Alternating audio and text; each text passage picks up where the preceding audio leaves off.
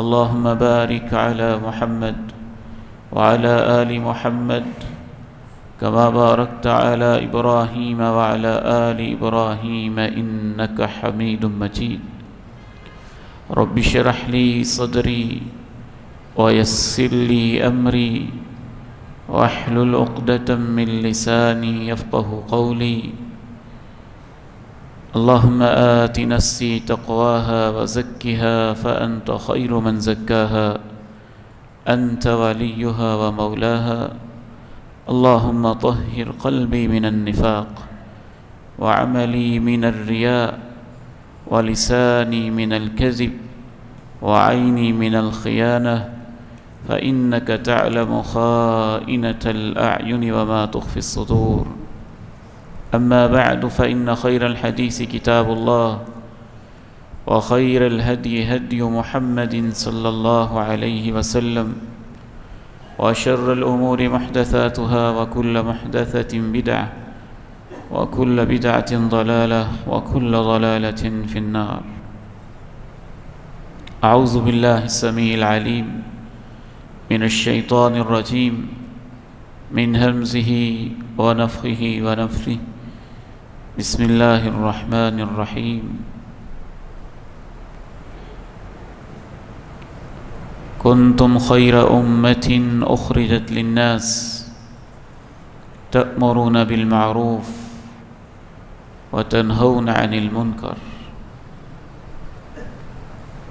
وقال عز من قائل سبحانه وتعالى: ومن أحسن قولا ممن دعا إلى الله وعمل صالحا وقال إنني من المسلمين. وقال عز من قائل سبحانه وتعالى: قل هذه سبيلي أدعو إلى الله على بصيرة أنا ومن اتبعني سبحان الله وما أنا من المشركين.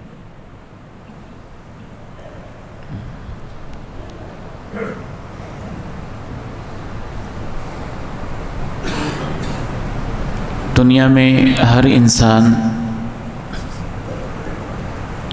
کسی نہ کسی چیز کی طرف بلا رہا ہے. عربی زبان میں بلانے کو، پکارنے کو دعوت کہتے ہیں. اسی سے کھانے کی دعوت بھی ہے کہ کوئی شخص کسی کو کھانے کے اوپر بلاتا ہے، اسے دعوت دیتا ہے. ایک دکاندار جب دکان کھولتا ہے تو اسی لیے کھولتا ہے کہ وہ گاہکوں کو اپنی طرف بلانا چاہتا ہے. ایک سیاستدان جب کمپین کرتا ہے تو اسی لیے کرتا ہے کہ وہ لوگوں کو اپنی طرف بلانا چاہتا ہے. ایک تماشا کرنے والا جب تماشا لگاتا ہے تو وہ بھی اسی لیے لگاتا ہے کہ لوگوں کو اپنی طرف بلانا چاہتا ہے. ایک بولی لگانے والا جب بولی لگاتا ہے تو اسی لیے لگاتا ہے کہ وہ لوگوں کو اپنی طرف دعوت دینا چاہتا ہے، بلانا چاہتا ہے. صرف یہی نہیں، شیطان بھی بلا رہا ہے. ایک بدکار عورت جو اپنے گھر کے اوپر ایک جھنڈا لگاتی ہے اور خاص معاشرے میں اس کی شہرت ہوتی ہے تو وہ برائی کی طرف بلا رہی ہوتی ہے اور برائی کی طرف دعوت دے رہی ہوتی ہے. آج ہمارے اس معاشرے میں بہت زیادہ جس چیز کی ضرورت محسوس ہوتی ہے، اپنے اپنے مال کی طرف، اپنی اپنی تنظیموں کی طرف، اپنی اپنی تحریکوں کی طرف، اپنی اپنی سیاسی پارٹی کی طرف، اپنے اپنے کاروبار کی طرف اور اپنی اپنی سیاست کی طرف بلانے والے تو بہت ہیں، نہیں ہیں تو اللہ کی طرف بلانے والے نہیں ہیں.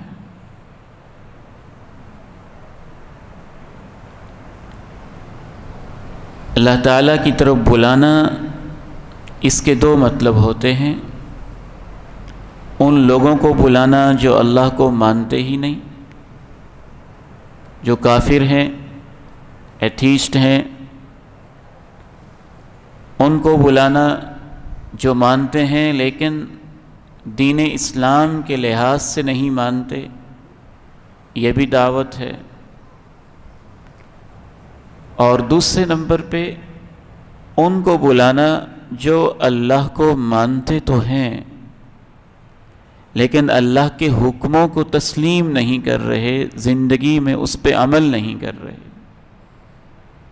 مانتے تو ہیں کہ اللہ ہے لیکن نماز نہیں پڑھ رہے، مانتے تو ہیں زکوٰۃ دینی چاہیے لیکن نہیں دے رہے، مانتے تو ہیں روزہ رکھنا چاہیے لیکن نہیں رکھ رہے، مانتی تو ہیں بیٹیاں کہ پردہ کرنا چاہیے لیکن نہیں کر رہی،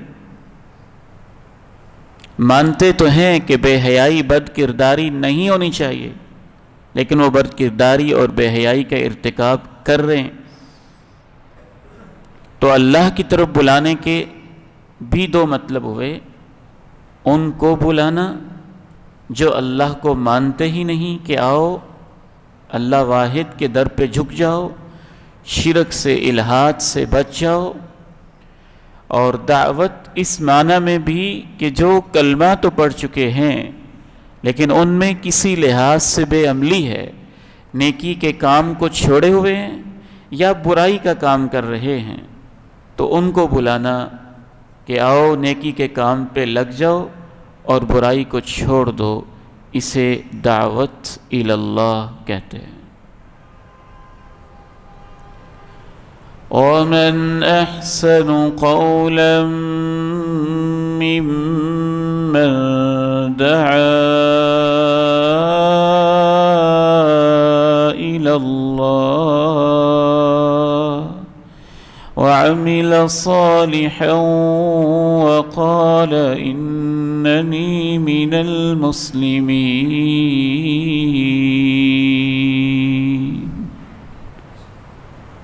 بتاؤ اس سے اچھی بات بھلا کس کی ہو سکتی ہے جو اللہ کی طرف بلا رہا ہے اور خود بھی نیک عمل کر رہا ہے اور پھر کہتا ہے کہ میں اللہ کے فرما بردار لوگوں میں شامل ہوں۔ آج مجھے اور آپ کو جس سبق کے پڑھنے کی بہت زیادہ ضرورت ہے وہ یہی دعوت کا سبق ہے کہ ہم اللہ کی طرف بلانے والوں میں، اللہ کی طرف دعوت دینے والوں میں شامل ہو جائیں۔ اللہ کے نبی علیہ السلام نے دو ٹوک کہہ دیا۔ اللہ نے اپنے نبی سے کہا کہ آپ کہہ دیں، کیا کہہ دیں؟ قُلْ هَٰذِهِ سَبِيلِي أَدْعُو إِلَى اللَّهِ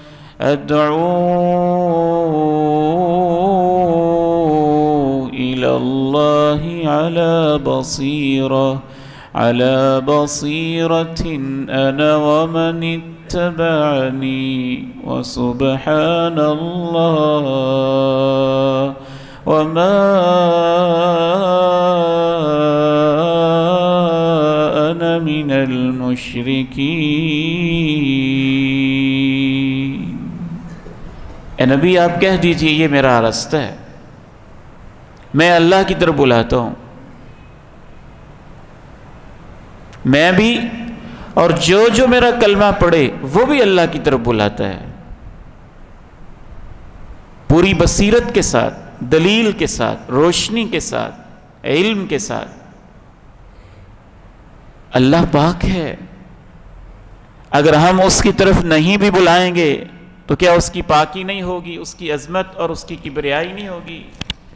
اللہ تعالیٰ کی پاکی اور اس کی عظمت پھر اللہ نے خود ہی اپنے قرآن کے اندر اس کو بھی واضح کر دیا کہ اس کی پاکی اور اس کی عظمت تو کوئی بلائے یا نہ بلائے، تسبح له السماوات السبع والأرض ومن فيهن وإن من شيء إلا يسبح بحمده ولكن لا تفقهون تسبيحهم۔ ساتوں آسمان، زمینیں، ساتوں آسمان اور زمینوں کی مخلوقات، یہ سب بھی اللہ کی پاکی اور اس کی عظمت کو بیان کر رہے ہیں۔ تم نے اگر بلانا ہے تو اپنا ہی بھلا کرنا ہے، اپنا ہی فائدہ کرنا ہے، وہ تمہاری اپنی بہتری کے لیے ہے۔ اس لیے یہ نہ سمجھنا کہ اللہ کی طرف کوئی بلائے گا نہیں تو اللہ کی پاکی بیان نہیں ہوگی۔ اس کی تو ہر قدم پہ، ہر جگہ کائنات کے چپے چپے پہ تسبیح بیان ہو رہی ہے۔ تو سب سے پہلی بات آج کے خطبہ جمعۃ المبارک کے حوالے سے جو میں اپنے آپ کو اور آپ بھائیوں کو سمجھانا چاہتا ہوں اور دل میں بٹھانا چاہتا ہوں کہ آج ہمارے معاشرے کو اللہ کی طرف بلانے کی سب سے زیادہ ضرورت ہے۔ رسول اللہ صلی اللہ علیہ وسلم نے کیسے کیسے اللہ کی طرف بلایا، ان حالات میں بلایا، کن کیفیتوں میں بلایا۔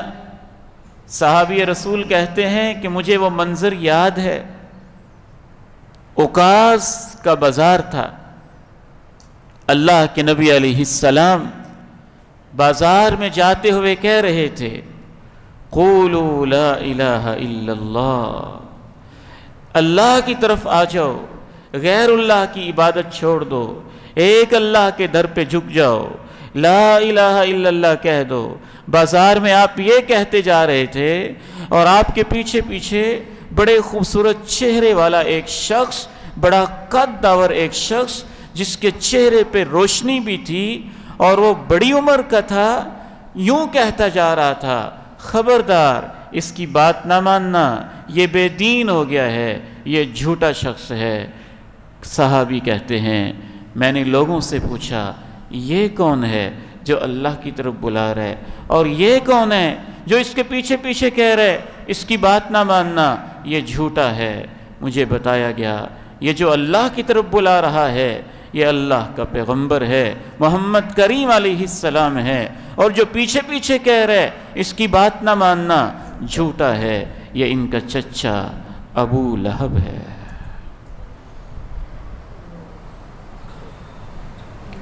قل هذه سبيلي أدعو إلى الله على بصيرة أنا ومن اتبعني۔ یہ میرا راستہ ہے، میں اللہ کی طرف بلاتا ہوں، میں بھی بلاتا ہوں اور جو مجھے مانتا ہے وہ بھی اللہ کی طرف بلاتا ہے۔ یہ نہیں ہوتا تھا ہماری طرح کہ خود ایک انسان اچھا اور نیک بن گئے، نماز پہ لگ گئے، زکوٰۃ دے رہا ہے، اس کو توحید کی سمجھ آ گئی ہے، سنت کو ماننے لگے، قرآن کو ماننے لگے، دین پہ عمل کرنے لگے، اور پھر وہ چپ کر کے بیٹھ جائے۔ ایسے نہیں ہوتا تھا۔ جناب ابو بکر صدیق رضی اللہ تعالی عنہ نے جب کلمہ پڑھا تھا تو پھر یہ نہیں کہا تھا کہ اللہ کا نبی جانے اور اس کا کام جانے، میں نے تو کلمہ پڑھ لیا ہے نا تو بس میں بچ جاؤں گا۔ نہیں، پھر صدیق بے چین ہو گئے تھے، بے تاب ہو گئے تھے، بے قرار ہو گئے تھے۔ جس توحید کی مجھے سمجھ آئی ہے یہ میری برادری کو سمجھ آنی چاہیے، جس توحید کی مجھے سمجھ آئی ہے یہ میرے والدین کو سمجھ آنی چاہیے، جس توحید کی مجھے سمجھ آئی ہے یہ میرے محلے کو سمجھ آنی چاہیے، جس توحید کی مجھے سمجھ آئی ہے یہ میرے معاشرے کو سمجھ آنی چاہیے۔ اور ان حالات کے اندر جناب صدیق رضی اللہ تعالی عنہ اللہ کے دین کی طرف دعوت دے رہے تھے۔ یہ بات کہنا ہی آسان ہوتا ہے کہ جب نہ باپ دین کی طرف ہے، نہ ماں دین کی طرف ہے، نہ خاندان دین کی طرف ہے، نہ مکے میں سے کوئی شخص دین کی طرف ہے، اور اکیلی ایک جان ہے، کاروبار کو بھی خطرہ ہے، جان کو بھی خطرہ ہے، جسم کو بھی خطرہ ہے، برادری کی طرف سے بھی خطرہ ہے، ہر طرف خطرہ ہی خطرہ ہے، اتنے بے چین ہو جاتے ہیں کہ ایک دن جناب صدیق سے رہا نہیں جاتا اور سب کے سامنے ہی لا الہ الا اللہ پکار اٹھتے ہیں، رشتہ دار ٹوٹ پڑتے ہیں، زخمی کر دیتے ہیں، لہو لہان ہو جاتے ہیں، بے ہوش ہو کے گر پڑتے ہیں۔ پھر ان کو اٹھا کے گھر لے جایا جاتا ہے، والدین کو اطلاع ملتی ہے، وہ پہنچتے ہیں، اور جب ہوش آتی ہے تو پہلا جملہ یہ بولتے ہیں، اللہ کے نبی کا کیا حال ہے۔ ماں کہتی کچھ کھا تو لو، پی تو لو، تے اللہ کے نبی کا کیا حال ہے، کچھ کھا پی تو لو، اللہ کے نبی کا کیا حال ہے۔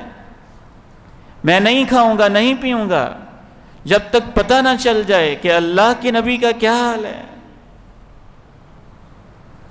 جن صحابہ، بڑے بڑے صحابہ کا ہم نام لیتے ہیں، جناب عمر فاروق رضی اللہ تعالیٰ عنہ، جناب عثمان غنی رضی اللہ تعالیٰ عنہ، ابو عبیدہ رضی اللہ تعالیٰ عنہ، سعد رضی اللہ تعالیٰ عنہ، طلحہ و زبیر رضی اللہ تعالیٰ عنہ، میں ایک دن مطالعہ کر رہا تھا تو مجھے تو یہ معلوم ہوا کہ جو 10 عشرہ مبشرہ عظیم عظمت اور شان والے صحابہ ہیں، ان میں سے تقریباً آدھے وہ ہیں جو جناب ابو بکر کی دعوت پہ دین کی طرف آئے ہیں، کلمہ پڑھ کے مسلمان ہوئے ہیں۔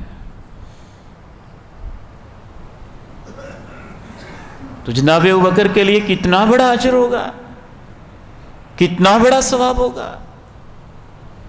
قُلْ هَذِهِ سَبِيلِي أَدْعُو إِلَى اللَّهِ عَلَى بَصِيرَةٍ أَنَا وَمَنِ اتَّبَعَنِي أَدْعُو إِلَى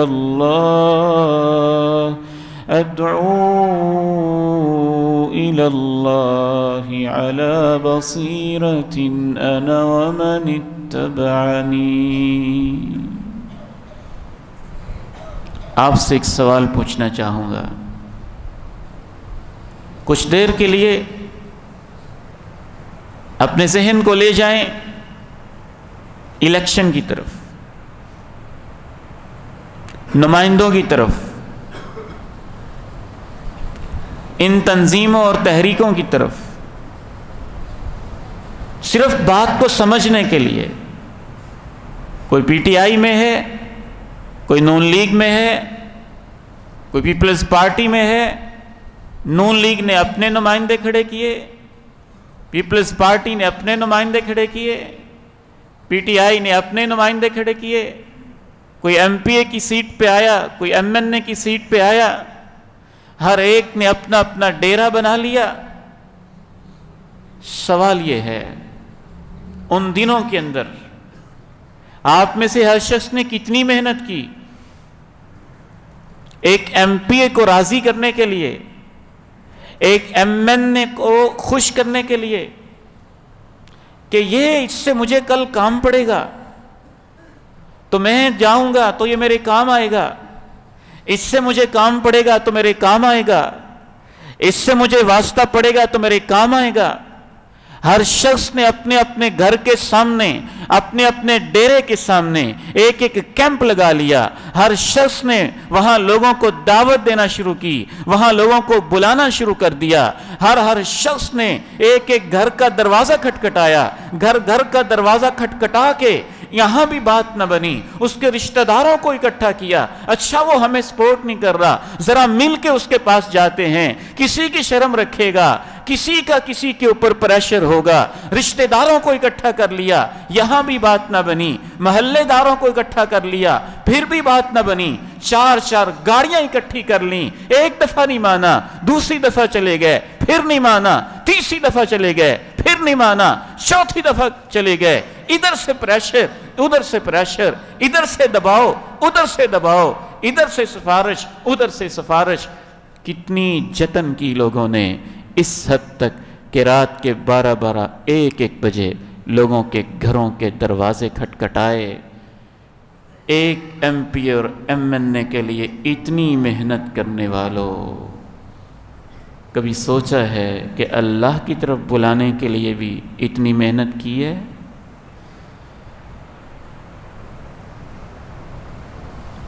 یہ چھوٹے سے لوگ، گھٹیا سے لوگ، جو الیکشن جیتنے کے اگلے ہی بعد آپ سے منہ بھی موڑ گئے اور پہچاننے سے انکاری ہو گئے اور لڑائیاں آپ کے کھاتے میں آئیں، ان کے لیے اتنی محنت، اتنی کوشش، اتنی جتن کہ آپ نے اس ایم پی اے کا مسئلہ یہ نہ کہا کہ وہ جانے اور اس کی سیاست جانے، آپ نے کہا نہیں، وہ میرا مسئلہ ہے، میری پارٹی کا ہے، میرا شخص ہے، میں اس کو سپورٹ کر رہا ہوں، اس کے لیے میں محنت کروں گا، اس کا جیتنا میرا جیتنا ہے، اس کا ہارنا میری ہار ہے، وہ جیت جائے گا تو میں جیت گیا، وہ ہار گیا تو میں ہار گیا۔ کاش عبید الرحمن محسن کو اور راجوال کے لوگوں کو سمجھ آ جائے کہ اللہ کے ساتھ تو ہمارا تعلق اس سے 1000 گنا مضبوط ہونا چاہیے تھا۔ اللہ کے دین کا مسئلہ میرا مسئلہ ہے، اللہ کے دین پہ عمل میرا مسئلہ ہے، اللہ کی توحید کا مسئلہ میرا مسئلہ ہے، نبی کی سنت کا مسئلہ میرا مسئلہ ہے۔ اگر فلاں شخص، فلاں برادری، فلاں شخص اس پہ آ گیا تو سمجھ لیں کہ میں جیت گیا، اور اگر وہ دین سے دور ہو گیا تو سمجھ لیں کہ میں شکست کھا گیا، میں ہار کھا گیا۔ قُلْ هَذِهِ سَبِيلِي أَدْعُو إِلَى اللَّهِ عَلَى بَصِيرَةٍ أَنَا وَمَنِ اتَّبَعَنِي سُبْحَانَ اللَّهِ وَمَا أَنَا مِنَ الْمُشْرِكِينَ۔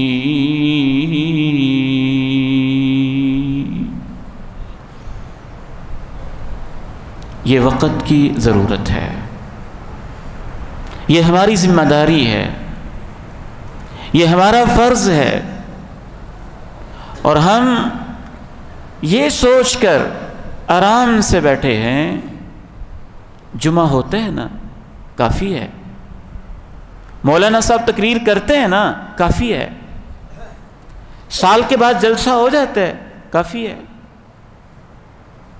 کافی نہیں ہے۔ اگر اللہ کے نبی علیہ السلام کے صحابہ بھی یہی سوچتے کہ اللہ کے نبی کام کر رہے ہیں نا کافی ہے، تو پھر وہ منظر نہ ہوتا جو الحمدللہ صحابہ کی محنتوں سے، رب کریم علیہ السلام کے فضل و کرم کے بعد ان کی کاوشوں سے ہمیں اللہ کے پیغمبر کی زندگی میں نظر آیا۔ جو آپ کا کلمہ پڑھتا جاتا تھا وہ ساتھ ہی ساتھ جتنی اس کو سمجھ آتی تھی دعوت پہ لگتا جاتا تھا، لوگوں کو بلانے کی طرف لگتا جاتا تھا۔ ہمارے ذہنوں کے اندر یہ بات ہے کہ دعوت کا مطلب ہے، پیغام پہنچانے کا مطلب ہے خطبہ جمعہ، درس قرآن، اور وہ بھی مسجد میں۔ مکہ میں اللہ کے نبی کے پاس کون سی مسجد تھی؟ بیت اللہ کے اوپر تو قبضہ مشرکوں کا تھا، آپ کو تو نماز پڑھنے کی اجازت نہیں تھی۔ نبی علیہ السلام نے جب دعوت کا آغاز کیا تو آپ کے پاس تو مسجد ہے ہی نہیں، منبر ہے ہی نہیں، محراب ہے ہی نہیں۔ ایک شخص تھے، صحابی رسول تھے، تھوڑی سی ان کی عمر تھی، نوجوان تھے، دل میں تڑپ تھی، اللہ کی عظمت کی سمجھ تھی۔ انہوں نے کہا اللہ کے نبی علیہ السلام میرا گھر کھلا ہے اور گھر کے اندر بیٹھنے کی جگہ ہے، آپ میرے گھر کو دعوت کا مرکز بنائیں، دعویٰ کا سینٹر بنائیں، تبلیغ کا مرکز بنائیں، میرا گھر حاضر ہے۔ اور اسلامی تاریخ میں وہ گھر قیامت کی دیواروں تک کے لیے کیا عظیم گھر تھا، اس صحابی کی کیا عظیم سوچ تھی، آج بھی اس کو دار ارقم کے نام سے یاد کیا جاتا ہے، ارقم کا گھر۔ یہ مکہ کی جو بڑی آبادی اس سے تھوڑا سائیڈ پہ تھا، وہاں تک ہر بندے کا پہنچنا مشکل تھا، جیسے جیسے صحابہ کو پتہ چلتا جاتا تھا اس گھر کے اندر جمع ہو جاتے تھے۔ تو گھر کے اندر دعوت دینا، مثال کے طور پہ راجوال میں، نئی آبادی میں، بٹیاں میں، کھرل میں، الہ آباد میں، حجرہ شاہ مقیم میں، محلوں کے محلے ایسے ہوں گے جن میں دین کی سمجھ اور دین کا شعور نہیں ہے، اور ہزاروں لوگ ایسے ہوں گے وہ مسجد سے ویسے ہی ڈرتے ہوں گے، وہ مسجد کی طرف آئیں گے ہی نہیں، مسجد میں آنے سے گھبراتے ہوں گے۔ تو اس کا ایک ہی حل ہوگا، اس محلے کے اندر جس کو اللہ نے دین کی سمجھ دی ہوئی ہے وہ اپنے گھر کے اندر انتظام کرے۔ خود دعوت دے سکتا ہے دے، نہیں دے سکتا ادارے میں آئے، کسی عالم دین سے کہے، کسی استاد محترم سے رابطہ کر لے، کسی شیخ سے رابطہ کر لے کہ میں نے 2-4 ساتھیوں کو جمع کیا ہے، ان کو ذرا دین کی بات پہنچانی ہے، خیر کی بات پہنچانی ہے۔ 1 دفعہ، 2 دفعہ، 4 دفعہ، 5 دفعہ محنت آپ کرتے رہیں گے اور آپ کے نامہ اعمال میں ایک ایک لمحے کا اجر لکھا جاتا رہے گا۔ رسول اللہ صلی اللہ علیہ وسلم نے جناب علی رضی اللہ تعالیٰ عنہ سے کہا لَأَن يَهْدِيَ بِكَ اللَّهُ رَجُلًا خَيْرٌ لَكَ مِنْ حُمُرِ النَّعَمِ۔ علی، رب کی طرف بلاؤ، اگر تیرے بلانے سے ایک بندے کو بھی ہدایت مل جاتی ہے اور وہ دین پہ آ جاتا ہے، سرخ اونٹ جتنے بھی جمع کر لیے جائیں، اللہ کے نزدیک تیرے لیے ان سب کی قیمتوں سے بہتر اس شخص کا دین کی طرف آنا ہوگا۔ من دعا الی ہدی، جو شخص بھی دین کی طرف بلاتا ہے اور اس کے بلانے پہ کوئی شخص دین کی طرف آ جاتا ہے، کان لہ من الاجر مثل اجور من تبعہ لا ينقص ذلك من اجورهم شیئا۔ اللہ کے نبی علیہ السلام کے الفاظ پہ قربان جائیں، آپ نے کہا جتنے بھی لوگ اس کی بات سن کے دین کی طرف آتے جاتے ہیں، سب کا اجر پہلے شخص کے اکاؤنٹ میں، کھاتے میں جمع ہوتا رہتا ہے، اور جو آنے والے ہیں ان کے اجر میں اللہ کوئی کمی کر کے نہیں دیتا، اپنی طرف سے دیتا ہے، وہ اپنے فضل سے اللہ دیتا ہے، اپنی طرف سے دیتا ہے۔ اور اگر اس کی نسل بھی پھر دین پہ لگی رہی، پھر اس کی اگلی نسل بھی دین پہ لگی رہی، پھر اس کی اگلی نسل بھی دین پہ لگی رہی، اور قیامت تک یہ دین پہ سلسلہ چلتا ہی رہا، تو انشاءاللہ وہ پہلا شخص جس نے اس گھر کے اندر دین کا پودا لگایا تھا، قیامت تک جب تک اس گھر میں دین کا پودا لگا رہے گا سب کو اجر ملتا رہے گا، اور ان میں کمی کیے بغیر پہلے شخص کو سب کے برابر اجر ملتا رہے گا۔ آج ہم جتنی بھی نمازیں پڑھتے ہیں، جتنے بھی رکوع کرتے ہیں، جتنی زکوٰۃیں دی جاتی ہیں، جتنے صدقات دیے جاتے ہیں، جتنے خیر کے کام کیے جاتے ہیں، تمام کے تمام راجوال کے لوگ خیر کا جتنا بھی کام کرتے ہیں، اور اس مرکز میں جو خیر کا کام ہو رہا ہے، انشاءاللہ مجھے اللہ پہ بڑی امید ہے کہ ہم سب کے برابر کا اجر والد گرامی مولانا یوسف رحمہ اللہ کو مل رہا ہے، اور جتنی انہوں نے محنت کی ان کے استاد کو مل رہا ہے، اور جتنی اس نے محنت کی ان کے استاد کو مل رہا ہے، اور جتنی انہوں نے محنت کی ان کے شیوخ کو مل رہا ہے، جتنی پوری امت نے محنت کی صحابہ کو مل رہا ہے، اور جتنی صحابہ نے محنت کی ہے امام کائنات علیہ السلام کے کھاتے میں ساری نیکیاں جا رہی ہیں۔ قُلْ هَذِهِ سَبِيلِي أَدْعُو إِلَى اللَّهِ عَلَى بَصِيرَةٍ أَنَا وَمَنِ اتَّبَعَنِي وَسُبْحَانَ اللَّهِ وَمَا أَنَا مِنَ الْمُشْرِكِينَ۔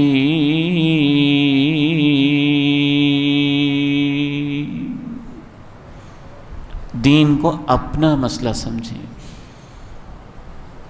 علماء کافی نہیں ہیں۔ اگر ایک نوجوان بایو پڑھ سکتا ہے، فزکس پڑھ سکتا ہے، کیمسٹری پڑھ سکتا ہے، مشکل سے مشکل فارمولے سمجھ سکتا ہے، تو وہ قرآن کو کیوں نہیں سمجھ سکتا؟ وہ نماز کا ترجمہ کیوں نہیں سمجھ سکتا؟ وہ اللہ کی طرف بلانے کی مہارت کیوں نہیں سیکھ سکتا؟ اگر ایک انجینئر دنیا کے سارے کام کر سکتا ہے تو تھوڑا سا روزانہ کوئی آدھ گھنٹہ نکال کے وہ دین کا کام کیوں نہیں کر سکتا؟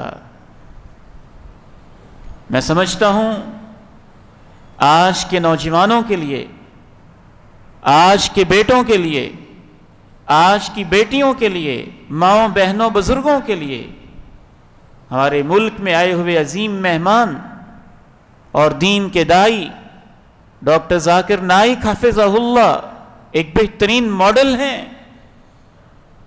لوگوں کو جتنی بھی تکلیف ہے ان کے کوئی ذاتی مسائل ہیں، اللہ کا ایسا بندہ جو کسی فرقے کی بات کرتا ہی نہیں، اللہ کا ایسا بندہ جس سے اپنی کوئی لالچ ہی نہیں، اللہ کا ایسا بندہ جس سے اس کی حکومت نے نکال دیا، اللہ کا ایسا بندہ جس نے اپنے مال، اپنے کاروبار، اپنی جائیداد کو چھوڑ دیا، اللہ کا ایسا بندہ جس نے اپنی MBBS کی ڈگری کو قربان کر دیا، اللہ کا ایسا بندہ جس نے اپنی میڈیکل لائن کی قربانی دے دی، اللہ کا ایسا بندہ جس نے اللہ کی خاطر اپنے وطن کو بھی چھوڑ دیا، اس سے دشمنی کس چیز کی پالتے ہو کہ وہ اللہ کی طرف بلاتا ہے؟ اللہ کا ایسا بندہ جس کے کفار کے ملک میں جا کر ایک مناظرے سے قرآن مجید کے اوپر کیے جانے والے سائنٹیفک جتنے بھی اعتراضات تھے ان کے جواب دینے سے 4-5 گھنٹے کے بعد ایک نشست کے اندر 25 ہزار لوگوں نے کلمہ پڑھ لیا۔ اس بندے کا نام ذاکر نائک ہے۔ وَمَنْ أَحْسَنُ قَوْلًا مِّمَّنْ دَعَا إِلَى اللَّهِ وَعَمِلَ صَالِحًا وَقَالَ إِنَّنِي مِنَ الْمُسْلِمِينَ۔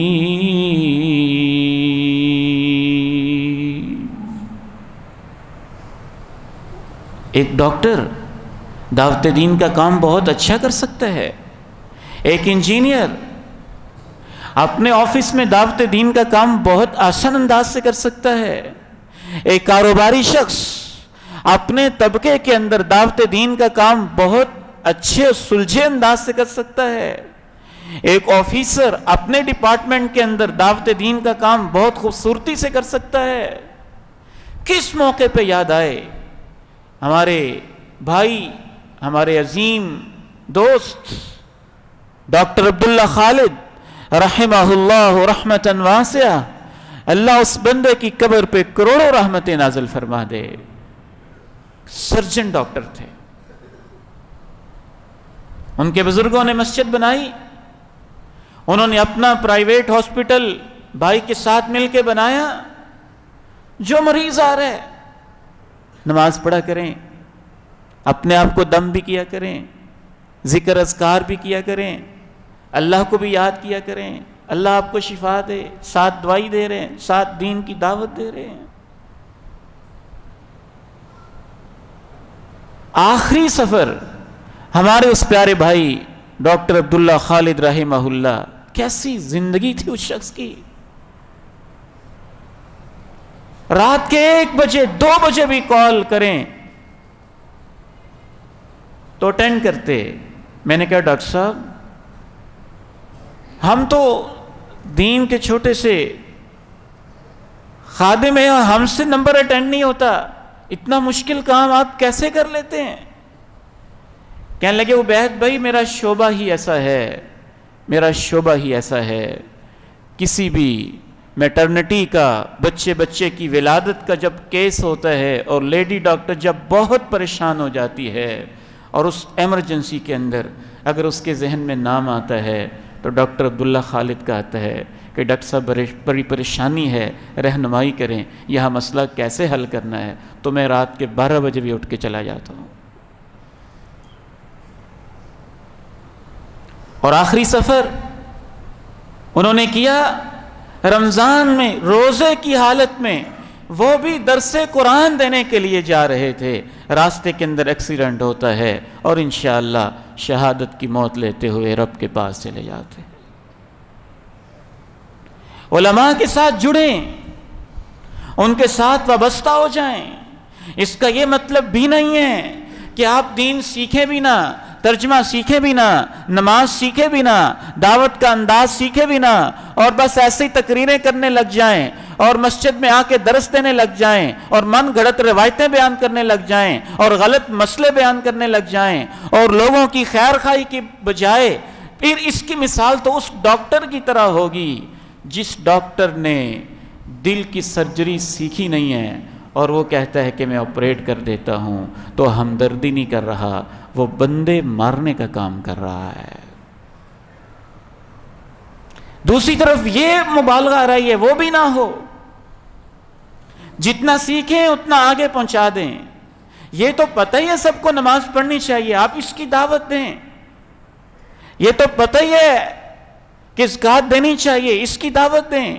کتنی دینی ہے، کب دینی ہے، کیسے دینی ہے، اس کے احکام و مسائل جب تک علماء سے سیکھیں نا، خواہ آگے فتوے نہ دیتے جائیں، لوگوں کو گمراہ نہ کرتے جائیں۔